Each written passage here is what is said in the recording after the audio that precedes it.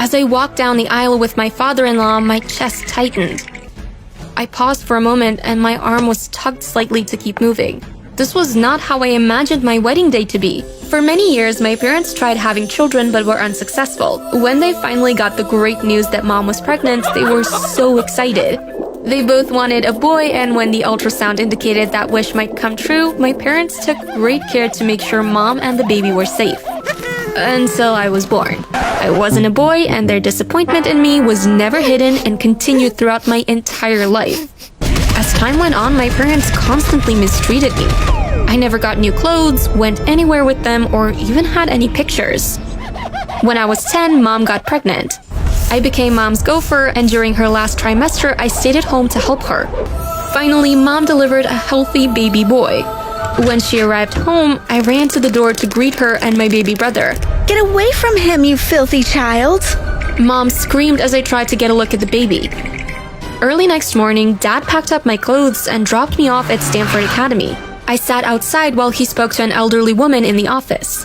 When he left, he didn't even look back. No goodbyes, no hugs, no kisses. The elderly woman walked out of the office. Good morning, Cassidy. My name is Dr. Leopold. I am the director of this school. At this school, we train you to become the wives of very rich and very successful men. Once you reach 18, you will be married. Married? My voice cracked. Yes, dear. You're going to make some wealthy man very happy one day. As long as you do everything we tell you to do, you will be okay. I shared a room with 6 other girls, some older and some younger. I was given a uniform. We had so many household chores to do that by the end of the day, my knuckles were bruised. Every day, I wrote a letter to my parents and sent it to Dr. Leopold for her to mail it. But my parents never wrote back. And after the first year, I just stopped writing. Over the years, I saw my friends line up and be chosen by men who looked over 50. Once chosen, she was taken to the office with her intended and Dr. Leopold for a few minutes before she was left with him. About a month after my 18th birthday, Dr. Leopold called me to her office. Upon entering, I saw an older couple sitting opposite Dr. Leopold. "Good day, ma'am. You wanted to see me?" Dr. Leopold nodded at the parents, who stood up and thoroughly inspected me. It was the most humiliating day of my life. "We'll purchase her." I just stood there as they made their transactions. After about 30 minutes, I left with my future in-laws. As I looked back at the school, I knew I would never see those girls again. We boarded a plane and left the country. I was woken up a few hours later and immediately prepared for my wedding. I wore a fancy wedding dress and veil. I didn't know any of the bridesmaids or flower girls.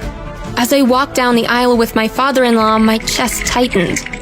Not one friend or family member of mine was seated in the congregation. This was not how I imagined my wedding day to be.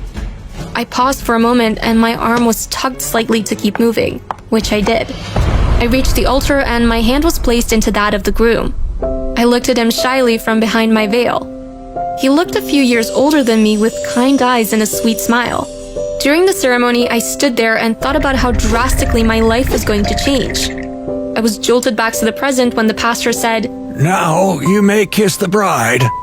My heart galloped as Ross, my husband, lifted the veil. He pressed his lips lightly against mine before pulling away slowly. I blushed. Once the ceremony was over, we took dozens of pictures before we headed to the reception.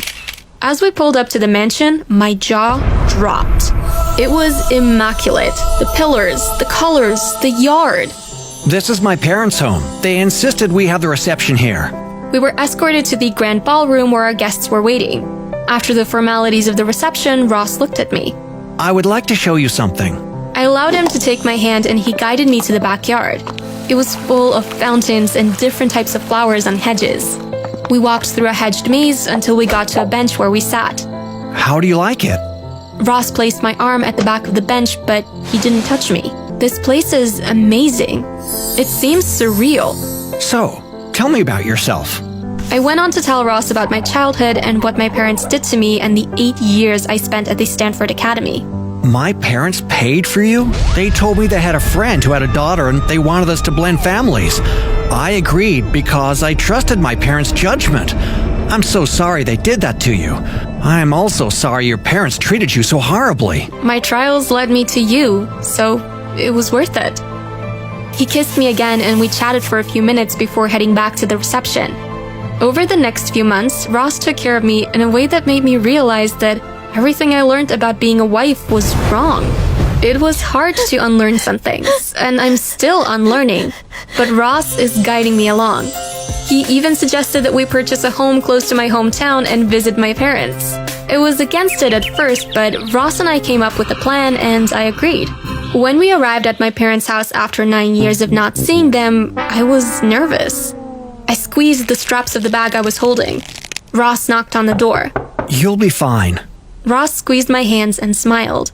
Dad opened the door and the uneasiness on his face was evident. Hi. Hi, Dad. This is my husband, Ross. Can we come in? Ross extended his hand to Dad, who shook it.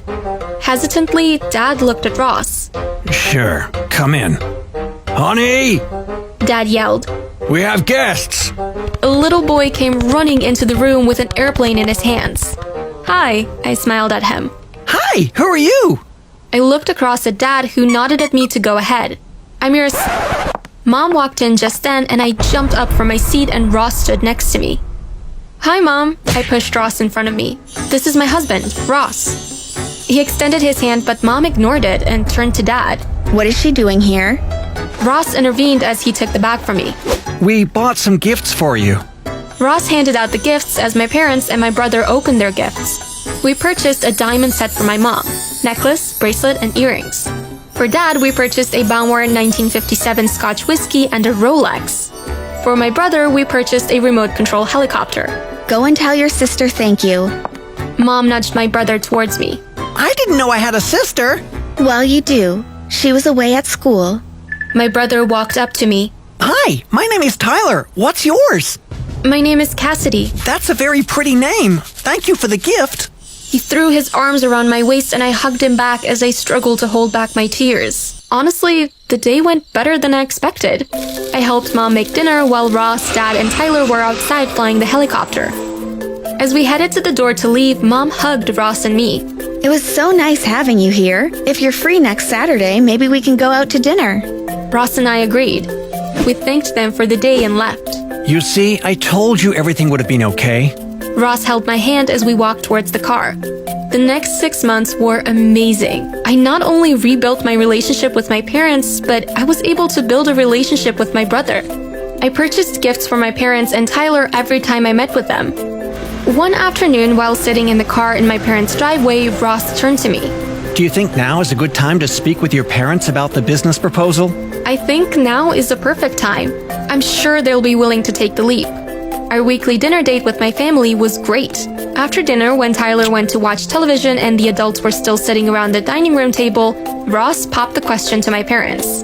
Can I run a business proposal by you? I think it would be something that would be of interest to you. Sure, Ross, go ahead. Dad nodded. Well, some business associates and I are looking for people who are interested in working overseas. You get $250,000 up front, and you'll be overseeing staff and events, but it has the potential to be $1 million profit. Ross went on further to discuss what will be expected of them, how soon they'll need to be on site, pay, as well as days off and everything else business-wise. My lawyers already looked it over. I can leave you a copy if you want to read it over. We only have a few spaces left. Oh, well, if your lawyer already looked it over, then I'm sure it's fine. Okay, great. Let me get it from the car. Ross ran to the car to get it while Dad and Mom chatted excitedly. Ross returned a few minutes later with the documents and a pen. My parents didn't even read the documents, they just signed where Ross told them to sign. He told them that they would be hearing from the other stakeholders in a few days to finalize the next part of the proposal. A few minutes later, Ross and I left, excited for what would happen in the near future. A few days later, after Ross and I had dinner with my parents, Ross took Tyler for ice cream. My parents and I were watching television when the doorbell rang. A few minutes later, after they left, there was a knock on the door. Mom went to open it and I followed close behind. Mom opened the door. Good evening. May I help you? There stood 3 men in suits. One replied, Good evening. We are here for Mr. and Mrs. Moore. I'm Mrs. Moore. What is this about? It's about the contract that you signed. Oh, right. You must be the other stakeholders that Ross told us about. Do come in. The three men stepped onto the living room and the man asked, Are you and Mr. Moore ready to leave? Sheikh Rashid and Sheikh Salama will be leaving on a trip in 2 weeks. They require all their staff to be on board and trained before they leave. Another man stepped forward. We need to leave now so you can catch a plane to Saudi Arabia so you can meet your new employer. What are you talking about? Dad looked confused. The man pulled out documents from his briefcase and showed them to my parents. Are these your signatures? After inspecting them, they agreed that it was. The man explained that they were now the property of Sheikh Rashid. You can't do this to us. It's a legally binding contract, ma'am, and if we get you them on time, we will be paid $5 billion. That they will. I finally broke my silence and my parents looked at me. You'll get the same love and affection that you've shown me the first 18 years of my life. That's how long your contract is for. I turned to the man with the briefcase. Let me know as soon as you make the drop-off. The man nodded and hopped into the driver's seat of the van while my parents were pushed into the back. When Ross and Tyler returned, I told Tyler that these stakeholders came and Mom and Dad just left.